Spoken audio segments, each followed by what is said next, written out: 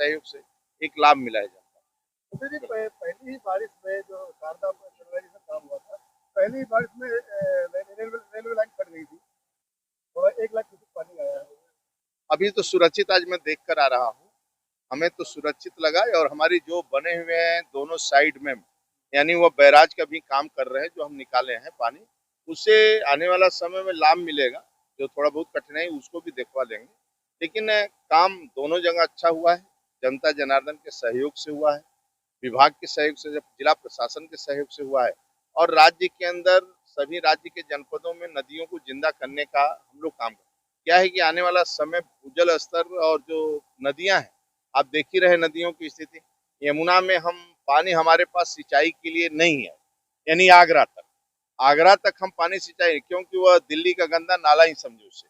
जब उसमें हम चंबल की पानी और चंबल, बेतवा और केन, धसान, ये सब की पानी जब उसमें मिलता है तब वह 20 लाख क्यूसेक पानी हम लेकर आकर गंगा जी में आते हैं।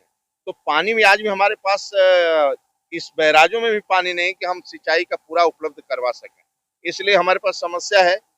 आने वाला समय बरसात के समय इधर भी हम पानी रोकने के लिए हम कैसे कुछ कर सकते हैं, उसके हम लोग चिंता करते हैं और आप सबका सहयोग रहता है, इसीलिए कार्य विभाग चल रहा है। उन्होंने जनपद प्रशासन को निर्देश दिए कि आप प्रस्ताव भेजिए।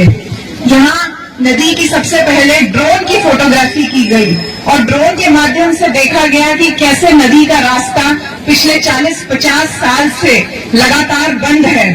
माननीय मंत्री जी, जब मैं इसका प्रेजेंटेशन ले रही थी, सिंचाई विभाग के अधिकारी मुझे समझा रहे थे कि सोती नदी में सोहेली का सारा पानी चला जाता है और सोहेली नदी लगातार बंद रहती है। तो मैंने इनसे 2-3 बार प्रश्न पूछा कि सोती नदी में चला जाता है सारा का सारा पानी, मतलब सोती नदी कभी सोती ही नहीं है और वो हमेशा जगी रहती है और उसकी जगह सोहेली नदी पूर्णतः सो गई थी। तो सोहेली नदी को जगाने का काम माननीय मंत्री जी के निर्देश में जिला प्रशासन द्वारा किया गया।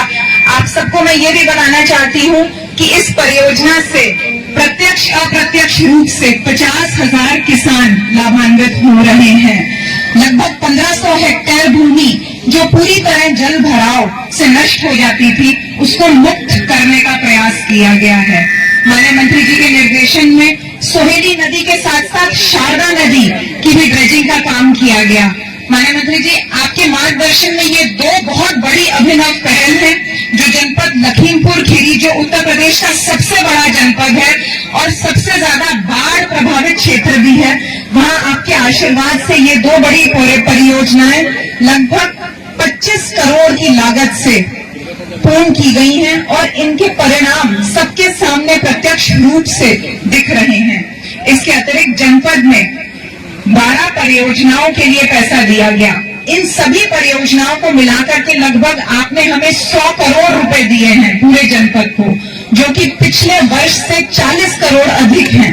पिछले वर्ष 60 करोड़ रुपए हमें मिले थे, इस वर्ष 100 करोड़ और आपका कीमती समय लगातार हमें मिला है। हम आपके आशीर्वाद के लिए ऋणी हैं।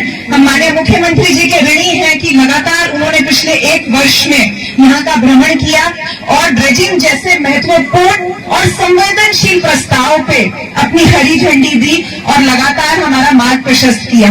आप यहाँ आज पधारे, गांव वालों को आपने आशीर्वाद दिया, उनको आपको आभार जताने का अवसर दिया। हम आपके बहुत बहुत आभारी हैं।